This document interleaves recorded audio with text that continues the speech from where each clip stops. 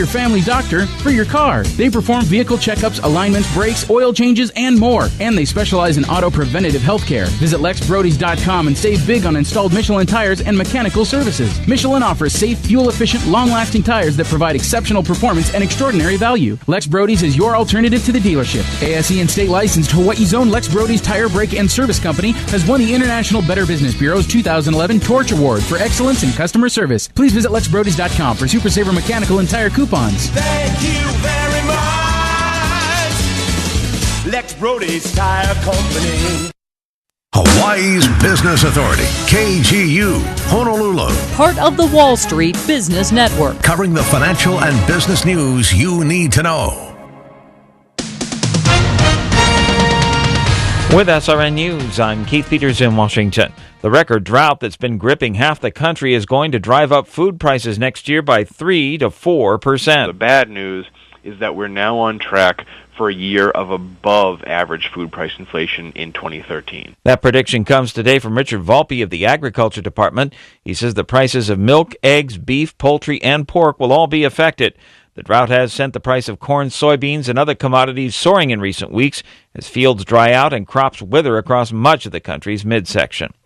Also at SRNnews.com, the Senate passes a Democratic middle-class tax cut but rejects a Republican alternative. The Democratic bill would extend the expiring middle-class tax cut but would leave the wealthy out of it. Utah Republican Orrin Hatch rejects that plan, saying it will stifle job growth. Let's not put this country into a recession and maybe even a depression. Alaska Democrat Mark Begich says that argument overlooks simple logic. We cannot afford their bill. The taxpayers cannot afford their bill. $930 billion over the next 10 years plus interest costs. In contrast, said Begich, the Democratic bill would cost $250 billion. Despite passage of the bill in the Senate, the House is almost certain to reject it. Linda Kenyon, Capitol Hill. The University of Colorado Denver is confirming that it received a suspicious package that it has turned over to authorities, but it will not say what's in it or who sent it. News outlets have reported that James Holmes, the 24-year-old former graduate student accused of the deadly Colorado movie theater shootings, sent a notebook to the university with scribblings of stick figures being shot. On Wall Street today, the Dow Jones Industrial Average was up by 59 points to close at 12,676. The Nasdaq Composite Index dropped by 9 points. The S&P unchanged. Oil prices up 36 cents to $88.50 a barrel. This is SRN News. You're standing in the Garden of Gethsemane. Could this be the very spot Jesus stood that long, lonely night of prayer? As you say a prayer in that sacred garden, the same ancient olive trees are still growing there. Suddenly, you don't feel that it was so long ago that our Lord walked among us, teaching us. Never in your life have you felt so close to Him. Never have you been able to truly envision the trials He endured to save us. What does it feel like to be baptized in the sacred waters of the Jordan River, to enter the garden tomb where He rose in all His glory? Find out for yourself. Come to Israel and experience the wonder of the Holy Land in person. It's the place you've been waiting your whole life to see. Visit bestdealsisrael.com to learn about special offers that can make your dream journey to Israel a reality. Visit Israel. You'll never be the same. Talk about experience. For nearly 30 years, DHX, Dependable Hawaiian Express, has successfully handled transportation services to and from Hawaii. Our employees know all the ropes. We're dedicated people working with a sense of urgency and care. We operate our own trucks in Honolulu, Maui, the Big Island, American Samoa, and Guam, so you can be confident of on-time, safe, and seamless ocean and air freight service. Next time, call the experienced people at DHX, Dependable Hawaiian Express, and relax. We're dependable from start to finish. Can't find a jeweler to repair your broken jewelry or replace missing stones, restring your pearls? Hi, this is Brenda Ritchell of Carats and Carats Fine Jewelry. We make miracles happen with your broken or damaged jewelry. We're a full-service jeweler. We repair gold, silver, and platinum jewelry. We even polish diamonds and gemstones. Bring us your jewelry to repair at our new location in the Ainahaina Shopping Center, Carats and Carats, 735-2301.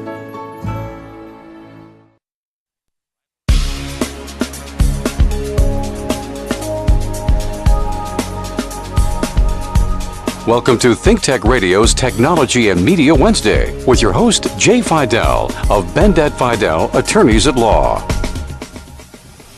Well, good afternoon. This is Jay Fidel of ThinkTech Hawaii here on Technology Wednesday. I love Wednesdays. That's because I love technology. And I love energy because energy is the technology that technology was supposed to be.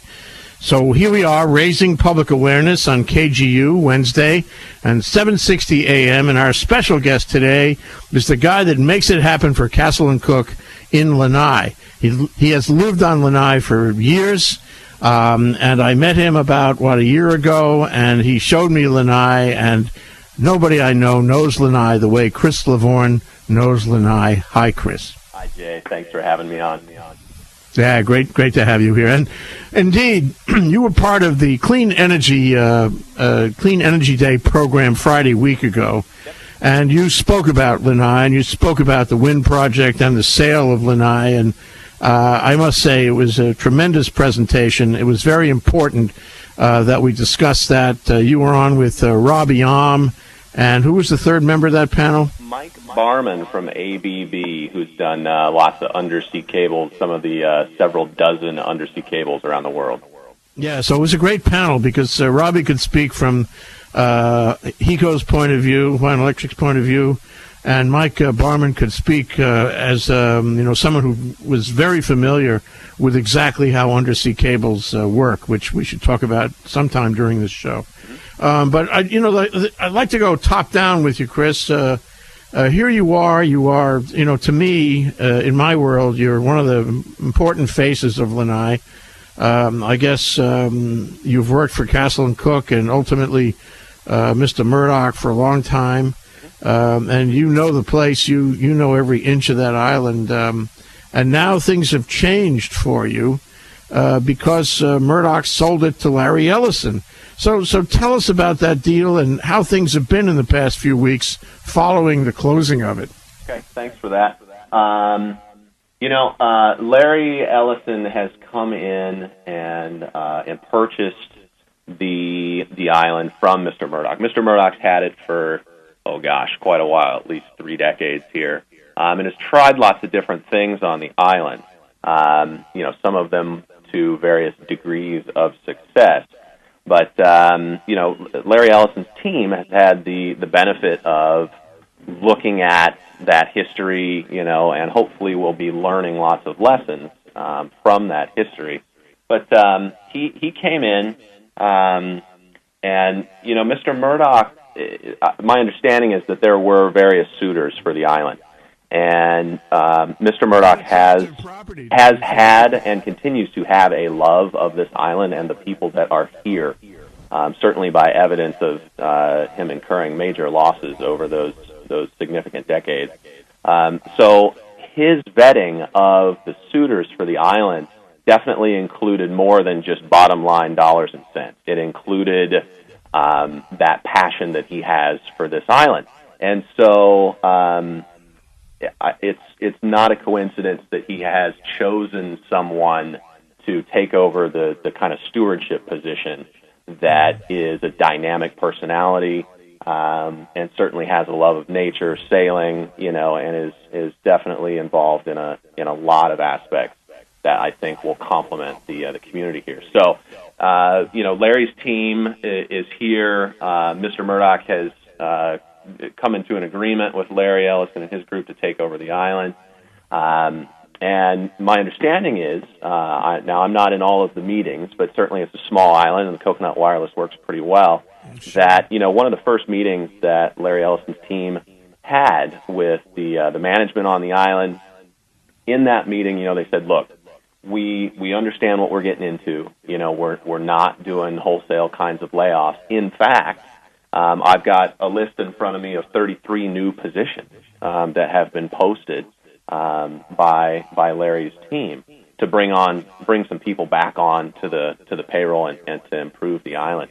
We've had hundreds of people that have applied for these jobs. So new jobs have been created, and I bring this up because one of the commitments that Castle and Cooke made in relation to the wind farm was to maintain a certain level of employment.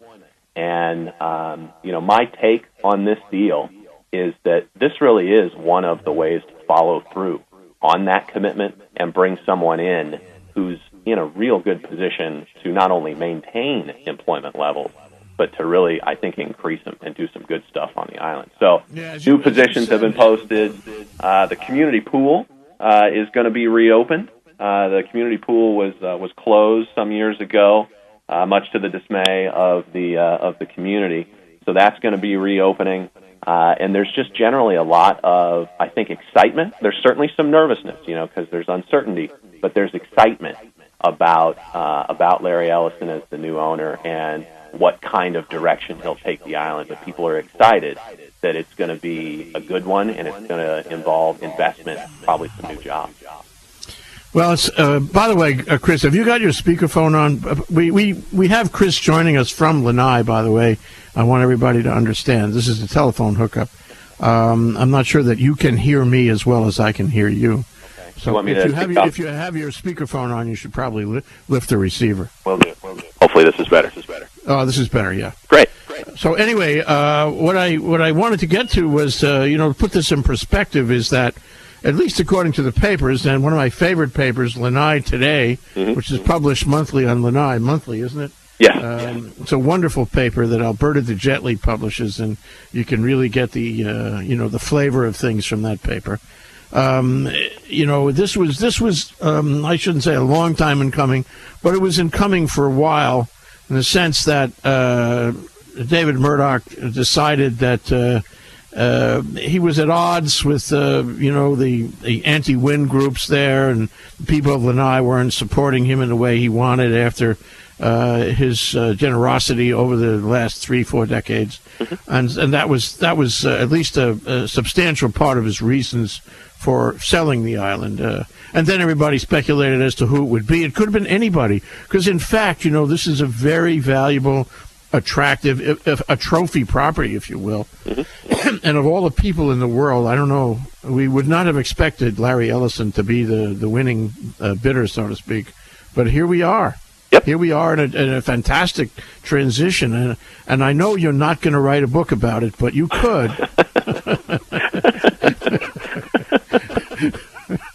Anyway, so it's kind of the end of a huge chapter for Lanai. It's a part of Hawaii history for sure.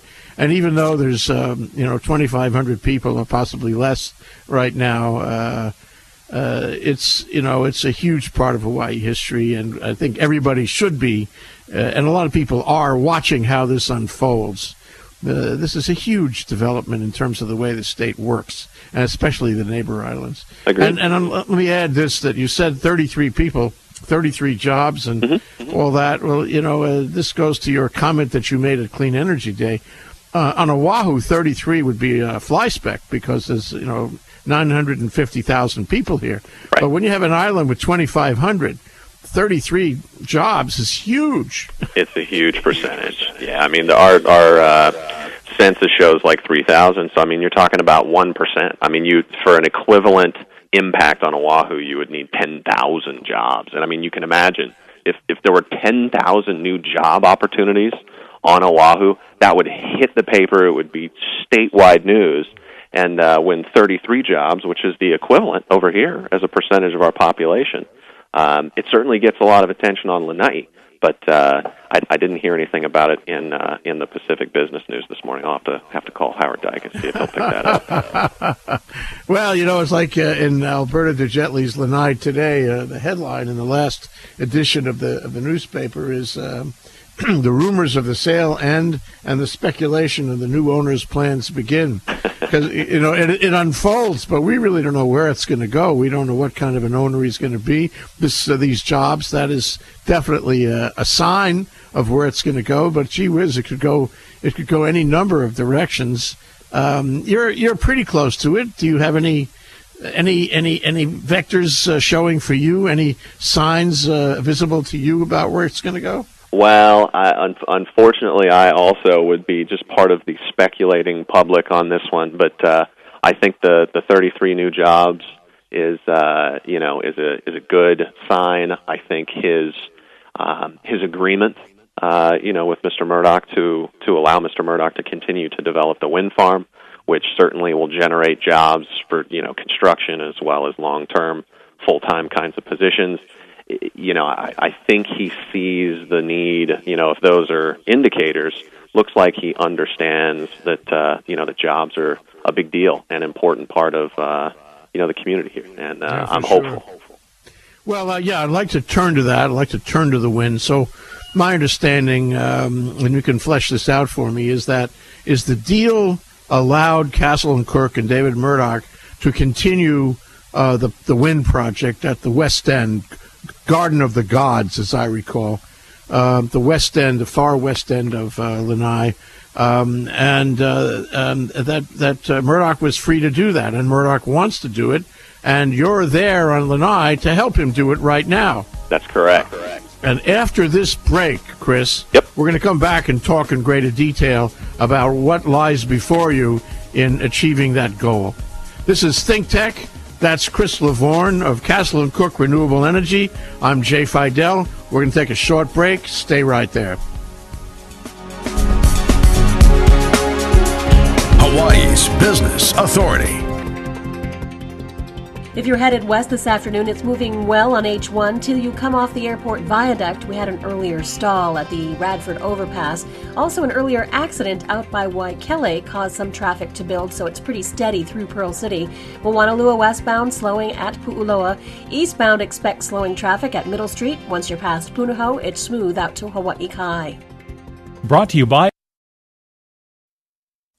This week, Acura of Honolulu and Automart USA proudly announced a Salute to Our Military, an exciting event to welcome home our returning service members and thank all of our active duty retired military and their families for their service and sacrifice.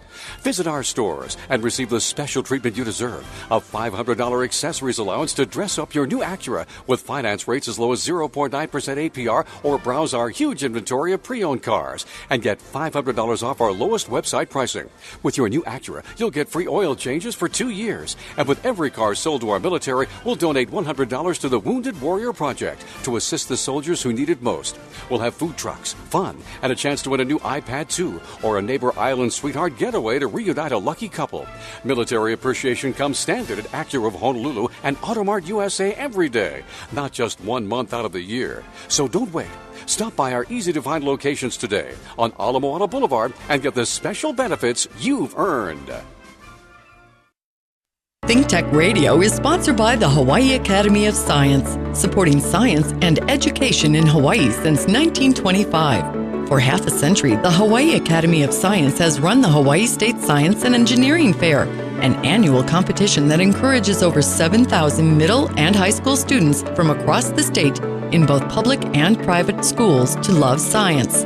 The nonprofit Academy also supports the Pacific Symposium for Science and Sustainability and Science Cafe. For more information about the Hawaii Academy of Science, visit hawaii.edu and search for Academy of Science.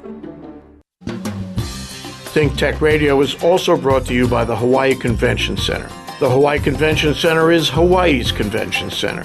The Hawaii Convention Center is honored to partner with many members of our local community and to host world-class conventions and events from around the world, such as the recent APEC conference, many of whom provide special conference rates and opportunities for local attendees. For more information about the Hawaii Convention Center, visit hawaiiconvention.com.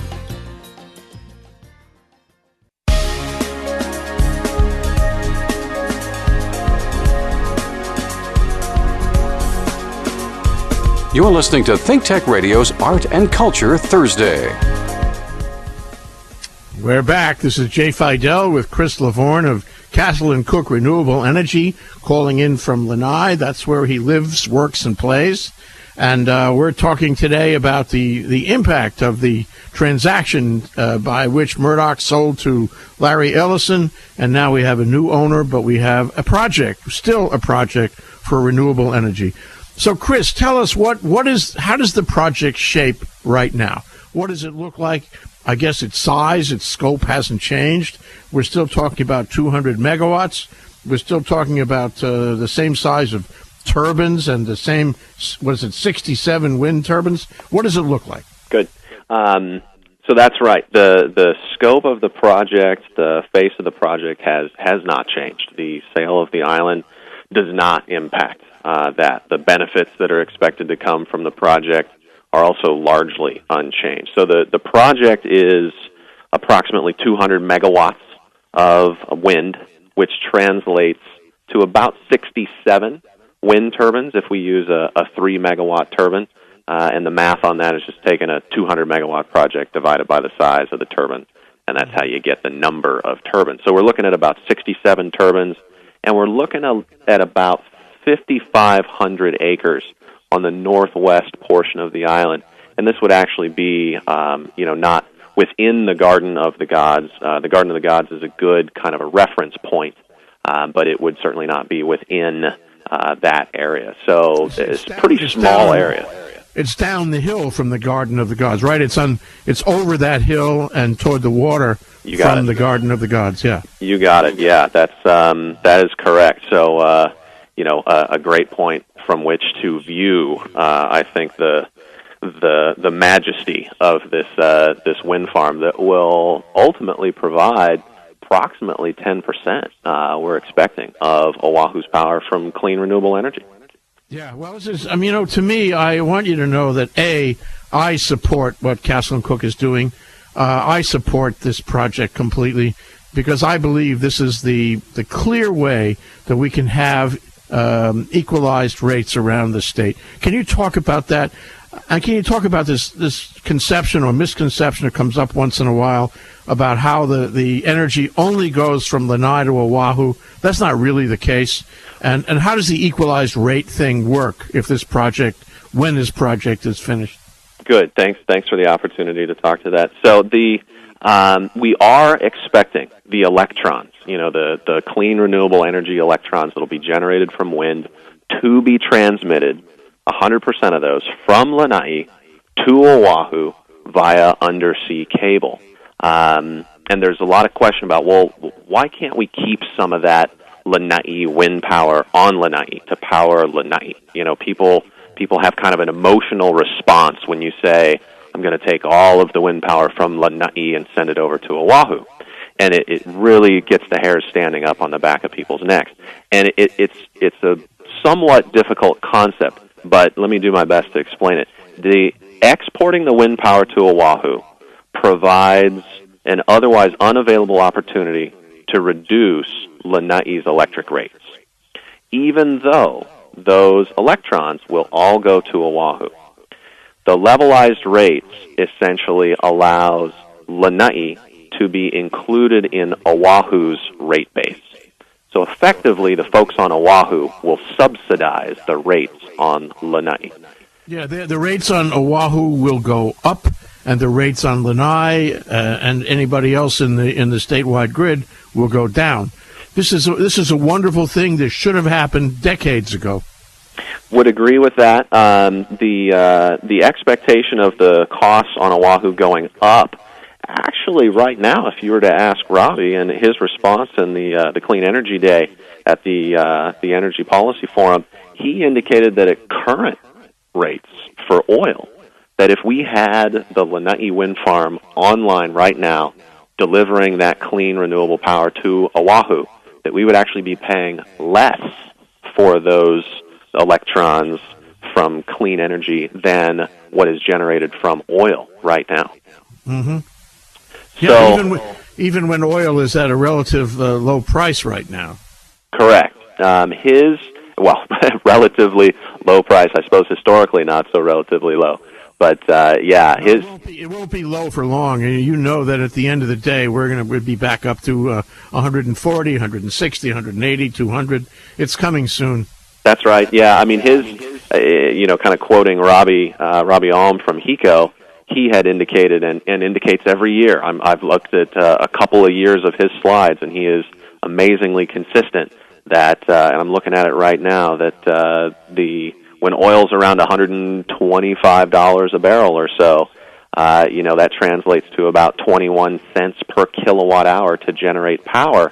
And the Lanai wind farm is expected to deliver power to Oahu for less than the 21 cents. So anytime you're seeing oil over 125 a barrel, boy, you're wishing that Lanai wind farm was up and running right then. Yeah, to me, self-reliance, independence from foreign oil is so critical for us. It gives us a resilience that we don't have now. Right now, we're so totally vulnerable and so totally complacent about this.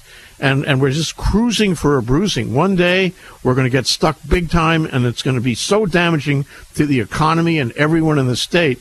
And we'll all turn around and say, gee, why didn't we do this before? But the reality is, this is the way to go. This is the way to be independent. This is the way to have clean energy. And there's no downside. There is zero downside to it. I don't understand why anybody would oppose this. And yet, there are people who oppose it. There are folks who oppose it, and we've done our best to share factual information with folks so that they can make up their own minds. But it is it is disappointing when we hear, just a couple of days ago, I heard, folks who are in positions of power and authority in our state who are still, misinformed about the benefits of this project and the need for this project. It just so happens that the wind, blows on Lanai, and it's one of the best wind resources in the world. And that's not my opinion. That's been proven out through years of wind data that's been collected from Met towers on that northwest portion of the island. So it just so happens that the wind blows here. It just so happens that there's an individual that has the rights to develop a wind farm in that area. And it just so happens that Oahu has a need. It has a need to get off of oil. And here we have this world-class wind resource. It just so happens that wind is the most commercially proven, least expensive renewable resource out there. We've got the resource, we've got this cheap way to harness it, and we have an island that's close by that we can deliver via undersea cable this power. It's time to do this. It's all there. It is time to make this project a reality. Oh, absolutely, and we really can't waste a minute. And that was clear, Chris, at the Clean Energy Program a week ago Friday. I think the response of the crowd, with 250 people, they're all from the energy industry or people around the energy industry, and they were all very resonant on what your panel was saying, namely that it's not rocket science to put this cable down, and there's everything good about wind, and there's no reason in the world why not to do it, and it will lead to equalized rates. The people on Lanai will pay, half of what they pay now? HECO has estimated about a 40% reduction in their rates, which is huge for our population. Yeah. So, I really can't, for the life of me, understand why, for example, they would sort of resent Oahu. Yeah. I can't understand for the life of me why they would consider, wind turbines to be offensive when they're miles and miles away and behind a hill where they can't even be seen by 99.9% of the people in the island. That's right. And then there's this issue about how wind turbines are somehow offensive. When I started studying energy a few years ago, I went to see Kahiava, the First Wind's initial wind project in Kahiava, and up there with Kekoa Kaluhiva. You must know him. I know who you're talking about. Yep. And he showed us the wind farm, and we stood under the turbines, and Chris, they were beautiful. It was like watching a ballet. I could have stood up there all day. I was enjoying the music of it. It's music. It's not noisy, but there's something about the wind is engaging, interacting with the environment, with the zen of it. And I don't know why anybody would get bent about that. Well, and the beauty of the project here is, it is like art, the beauty's in the eye of the beholder for the wind farms. Some people see them and they see the zen. They see that's where my power comes from, and I like that a lot better than the diesel generators, and the coal plants, which is where my power is coming from now, even though I don't see it from my house because it's hidden from me. So I don't have to be reminded daily of the pollutants into the air, into the water, into the land, I don't see them. They hide it from me. But there are those who see the wind farm and they say, I know that's replacing that kind of fossil fuel generation. And they see it and they appreciate it for what it is. But there are other folks who see it and they say, you know what, I don't like the look of that. It mars the landscape. The nice thing about Lanai is no one's going to see these. These are not visible from town. These are miles from town. The only time somebody's going to see these is when they drive out to that northwest side of the island. And I have a vision of a future that is similar to what happens in California. For the wind farms that are there are tour groups. They take tourists to go look at the wind farm. I mean, what a great opportunity yet again for us to take people to it, to show people this is where clean energy for the state is coming from, and talk about the history of the island, talk about the legends and how that ties into the host culture, and how even in those legends there are lots of examples of harnessing the natural power for the benefit of the people. Yeah, and if you want to see something that's not so pretty, not so aesthetic, take a look at those old diesel engines that now run the power system for Lanai. They were built 50 years ago. They were built 50 years ago. Yep. And they're really not pretty, and and you look at them and you say, my God, these are old and they're rusted, and one of these days there won't be any oil, or oil will be so expensive that they won't work at all. They're made to go down that path. There has to be another plan. There does. And wind is it's just the cheapest, most commercially proven resource out there. As I was telling folks, there are about 200,000 megawatts of wind power installed and operating, I believe, worldwide as of the end of about 2010. That's 4 times more than PV, than solar installations at the same time. It was like 35% more, or 35 times more than geothermal, and wave energy and these other kinds of OTEC technologies don't even register. I mean, wind is just so dominant and so proven worldwide to be able to displace fossil fuel generation, and it's become really commercially available. Given that we're talking tech, I apologize that we're talking about something that is so mundane and proven. It's not all that technically exciting. This can be done. True. It's done everywhere. We need to do it. That's true. It's everywhere. You're right. It's a commodity already, and it's time for us to do it. And one thing is that Castle & Cook is a proven company. It's been doing business in Hawaii for eons, and it has built huge projects. It knows how to build projects. So there's no risk there. You can just do it.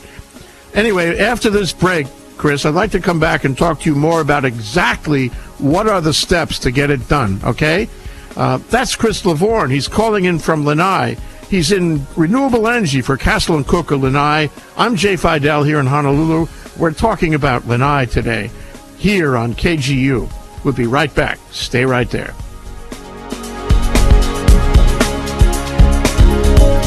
Hawaii's Business Authority. The commute westbound is fairly heavy this afternoon. H1 slowing as you come off the airport viaduct, maybe in part due to an earlier stall at Radford Overpass. Lanes are steady all the way to Waimalu, but it is moving.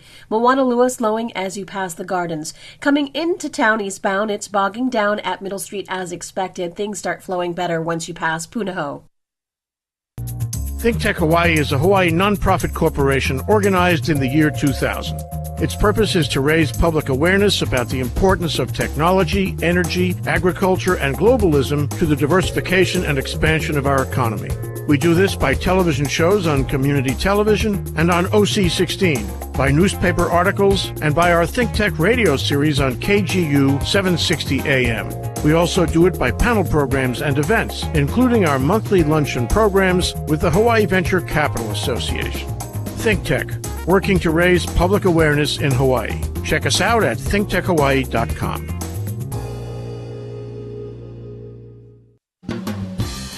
Think Tech Radio is also brought to you by Inter-Island Solar Supply, one of the oldest and most experienced renewable energy equipment distributors in the world. For the past 4 decades, Hawaii's leading design professionals, contractors, and builders have relied on Inter-Island for top-tier clean energy equipment, application support, and its very large stocking inventory. Inter-Island has represented the most respected manufacturers in renewable energy, assuring its contractor customers that they are installing the best built and backed energy systems and parts on the market. Inter-Island Solar Supply.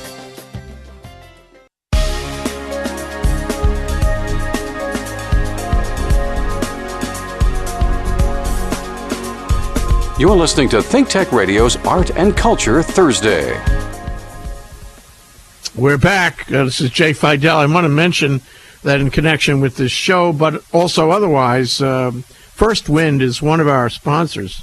With the Kahiava Wind Farm I mentioned on Maui, and the Kahuku Wind Farm, and the Kauailoa Wind Farm now in process on Oahu, First Wind is pleased to create clean, local sources of energy powered by Hawaii's trade winds.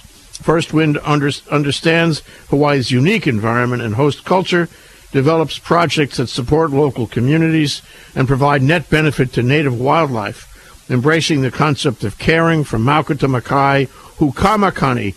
May the wind blow toward a sustainable future for Hawaii and Hawaii's people. Check it out at firstwind.com. So Chris, is First Wind, has it played, will it play, could it play a role in this project of the Castle and Cook? We are looking to make sure that we respond to Hawaii's need for clean, renewable energy. We happen to have the rights to develop that wind farm, and we are going to look at what is the best way to make that happen, to develop that project and deliver clean, renewable energy to the state at a reasonable price. And so we are open to the best ways to do that. Well, let's talk about what has to happen now. Can you give us a kind of status report on the project and what needs to happen? How do we wend our way through the government requirements and regulations and bureaucracy that we have to deal with in order to get that blade turning? Well, I can give you some background and do my best to kind of let you know some of the items that are out there that are going to impact the development of this project. So, real quick history on this. Castle and Cook responded to a Hawaiian Electric Company RFP, a request for proposal for clean energy, back in September of 2008. So almost 4 years ago, Castle and Cook proposed to develop, up to a 400 megawatt wind farm to deliver power to Oahu via undersea cable.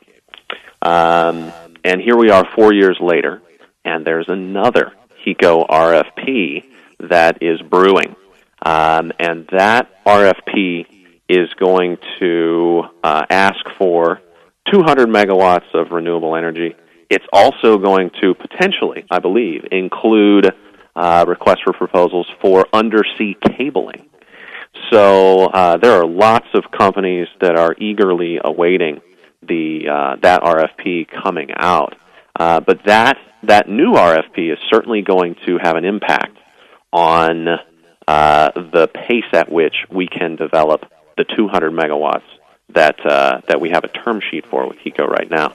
So the PUC, Public Utilities Commission, has already granted and has said, Castle and Cook, you have the rights to move ahead and develop this 200 megawatt wind farm on Lanai.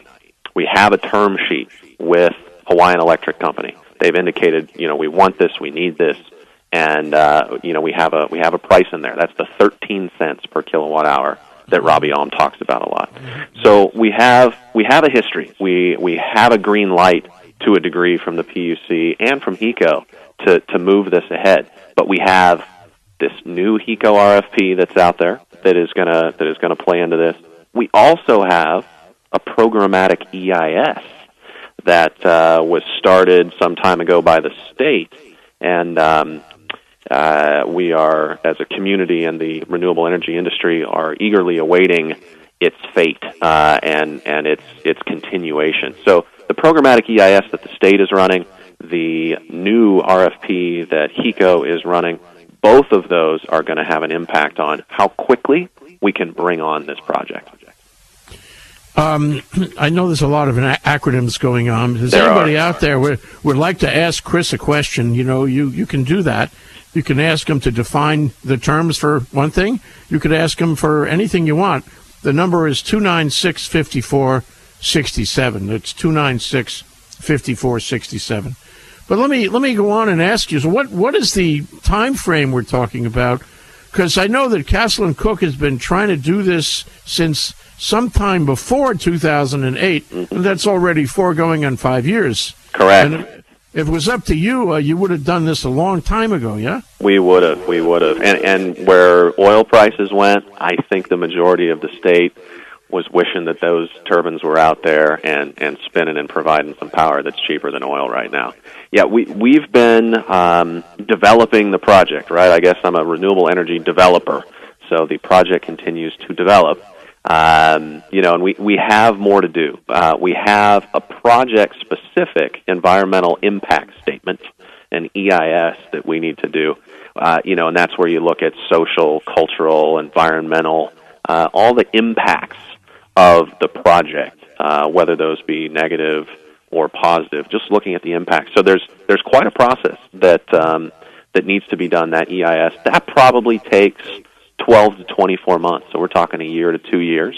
From right now, I think that's a reasonable time frame. Now, we have done a considerable amount of studies. We have finalized several studies. We've done archaeological surveys out there, with a team of about 10 people for about 6 months. 5 of those folks were Lanai residents that participated in that exercise. So there's quite a bit that we've already done. We've done a lot of surveys for the birds that will be impacted, but there's more to do, and it's probably 12 to 24 months. Let's assume we get through that and we say, look, all of the impacts can be mitigated, which means we can get a green light to go. We then have to turn around, get some financing, and we have to order a cable. We would have to have a cable ordered for this project. This is not just a wind farm. This is a wind farm plus a cable to connect to Oahu. The cable piece, from the time that you order a cable to the time that it's actually installed, and this will change based on world demand, but what we're hearing is that's about 36 months, so another 3 years potentially. So we got a 1 to 2 year EIS, and then tack on the end of that about 3 more years before a cable would actually be installed. Now, we could build the wind farm while the cable was getting installed. So we're looking at, a 4 to 5 year process, potentially. I can't wait. I don't think we can wait. I think we've got to move ahead on this right now. We've set up so many obstacles for ourselves that it's really going to take too long, in my opinion. I know, you're going to tell me it's the law, it's the way it works, and have to have patience about it, but the reality is we've been trying this for almost 5 years. Mm-hmm. The technology has been available to us for all that time, and we got to get it finished already. It is time to do this. It's reasonable, I believe, to do some studies to make sure that, does this make sense? Can you really integrate that much power into Oahu's grid without major upgrades? And this is not something to take up and implement in a cavalier kind of a style. And the state has done a good job, I think, and the partners involved in this project, DOE, DBET, the administrations that have been involved in this, have studied it. It's been studied. NREL's come in and looked at our specific wind resource and looked at the specifics on Oahu. Can this be integrated? The answers are yes. Can this be financed? The answers are yes. Does the technology exist to get us off of this oil through wind? The answers are yes. So there's a lot of work that's been done, and there's been a lot of talking that's been done. But I think the time for talking is over. It's now time to really get going on this project in earnest.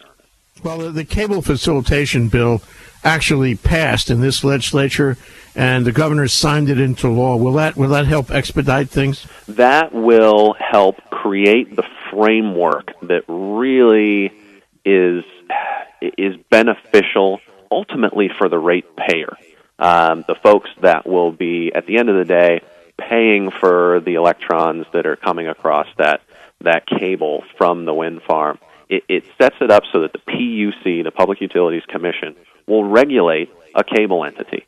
And because that's going to be regulated, and the benefits that happen as a result of that regulation will allow for some cheaper financing. We'll be able to get money cheaper, which at the end of the day means those electrons, when they make it to Oahu, they're going to be less expensive than they would without that cable bill having passed. So it was a good thing for the state, good thing for the ratepayers, and really sets up the structure so that when a cable comes, it can happen effectively and efficiently. Yeah, I also want to ask you about, the notion is that, and at least in my perception, is that everybody's got to stay on this. The public has to stay interested, stay excited. The community has to, be reasonable about it. The legislature, they have to watch it and help it and support it. We all do. I mean, this is a project that affects everybody, and everybody has to be involved somehow. And after the break, I want to talk to you about the community benefits package and how it was generated and what it means and what it is likely to do. So that's Chris Lavorne calling in from Lanai. I'm Jay Fidel here in Honolulu. We're talking about energy on Lanai. We've been talking about that all hour, and we'll talk about it again and again. Stay with us for this break. We'll be right back. Hawaii's Business Authority. Headed to the west side this afternoon, you have a clear shot through town, but expect slowdowns on H1 at Kamehameha Overpass and on Moanalua before you start up Red Hill. Lanes are pretty solid all the way to Waimalu. If you're thinking about taking Kamehameha Highway, heads up, we did have an accident at Ka'ahumanu Street in Pearl City. Inbound, it's the usual crunch at Middle Street. Those Cocoa headbound lanes don't pick up until about Bingham.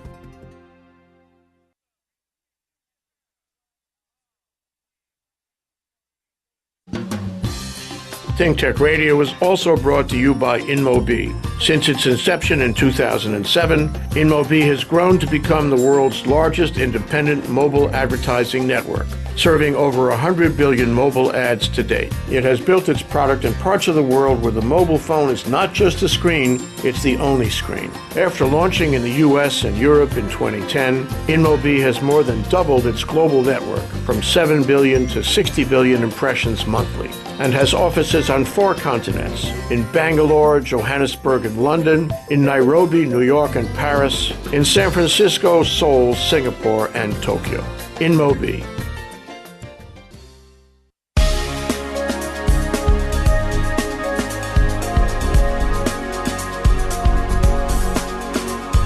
You're listening to Think Tech Radio's Art and Culture Thursday.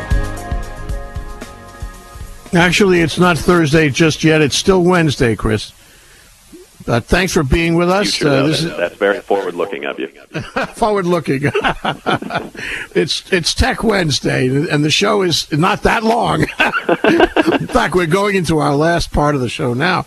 But I wanted to catch up with you on the benefits package, and just in the way of introduction to that, I think Hawaii has developed a kind of culture around these renewable projects that the community around the project, may have concerns, objections, what have you, around the environment and around how it affects them in the way of NIMBY.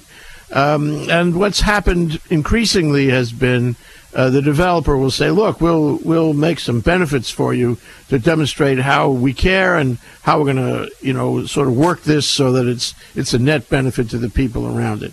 And in the old days, this wasn't necessary, but we have sort of grown into that, and that's the way it works, I guess, in a lot of these projects. And the most successful developers are the ones who can figure out how to relate to the local community, the ones right around the project, and make it work for them, so it's a win-win. And you guys went, and you had conversations with HECO, must be almost 2 years ago, and you created a benefits package that seems to be quite generous. Can you talk about that? Yeah, I can. So you're correct. There was a public release of this community benefits commitments, and these are commitments. There were some commitments made by Castle and Cook, and there were some commitments made by Hawaiian Electric Company, and that came out January 7th of 2011. So we are almost 2 years ago now, and it's a long list of benefits. I mean, there are several bullets on here, and these benefits were, the way we came up with these was a real painstaking kind of a process. We took a lot of time to listen to the community here and what their concerns were and what kinds of things they would like to see investment in to improve the community, what their concerns were about the potential impacts of the wind farm project. Over the course of several years, multiple public meetings here, lots of talk story sessions, 70-plus kind of meetings. I mean, lots of listening. So after that exercise, really tried to incorporate that and to come back after discussing with HECO the kinds of benefits that could be committed. And the list is too long. But the four big ones that we think really resonate with most folks: jobs, lower electric bills for people on Lanai, community benefit funds, and clean energy for our state. So kind of taking those in turn, jobs. We're looking at, like we talked about in the previous section, there's going to be some construction. We're going to have to build the actual wind farm. And that includes, digging some foundations, framing foundations, pouring foundations, driving trucks, all the ancillary kinds of jobs that happen around that. There are people here on Lanai that have the skills to participate in the construction of the wind farm. Recall that, of our 3,000 people here, we've built quite a bit. We self-perform a lot of work. So there's a lot of construction workers that, due to the downturn in the economy, really got laid off. We had 50 carpenters at one point. I think we're down to one on the payroll. So there's people here that are hungry for the work, and 2 years of construction work, that's a big thing. So there's construction jobs, and then there's also, like we talked about, I think in the first section of the show, we're expecting long-term jobs, O&M, operations and maintenance kinds of jobs to keep the wind turbines spinning. If you got 67 of them out there, you're going to need some basic maintenance. So we're thinking 20 to 30 people. And again, that's about 1% of our population. That's the equivalent of about 10,000 jobs on Oahu. And these jobs are, right around the $50,000 a year or more kinds of jobs. These are the kind of jobs that don't really exist in plenty on Lanai. So these are the kinds of things that the kids that are in high school, that are looking at the industry, this is an opportunity to get some training and come back and fill those jobs. So long-term jobs, construction jobs. The next big one is lower electric bills. HECO has estimated that, if the PUC will approve kind of putting Lanai into the same rate cost bucket as Oahu and allow Oahu to subsidize Lanai, and if Lanai would pay then Oahu's rates, HECO's estimated an approximate 40% reduction in people's electric bills. That translates to a lot of folks here to about $1,000 a year. And for our folks that are on fixed income, people that are working multiple jobs in the hotels, that's a lot. And to our small businesses that are here, that makes a big impact. So lower electric bills puts money in people's pocket here. The next one is community benefit. The commitment, again, subject to the PUC approval, is that 1% of the revenues from the wind farm would get contributed to a community benefits fund to be managed by the community and invested in long-term infrastructure that the community sees as necessary to improve the community. So that's about $1 million a year over a 20-year life cycle for the wind farm. That's $20 million a year. That buys a lot more than uniforms and baseball gloves for the baseball team. You can do a lot with that. So community benefits is a big one. And then the last one, a little bit more, thinking about Hawaii as a community and an island state where we are all family here, that this project will provide about 10% of Oahu's power from clean renewable energy.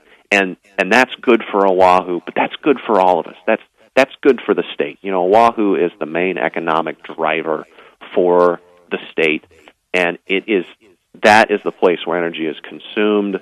And we on Lanai, the people that live here, benefit from our relationship with Oahu. If we can stabilize prices through energy being sold from the wind farm to Oahu, it just impacts the entire state. It impacts the people here on Lanai as well. So jobs, long-term and construction, lower electric bills for residents, small businesses, community benefits, you know, probably around $1 million a year for 20 years, and just clean energy for the state and getting towards an energy-independent, stable kind of pricing for the state. This project brings all of that to the table.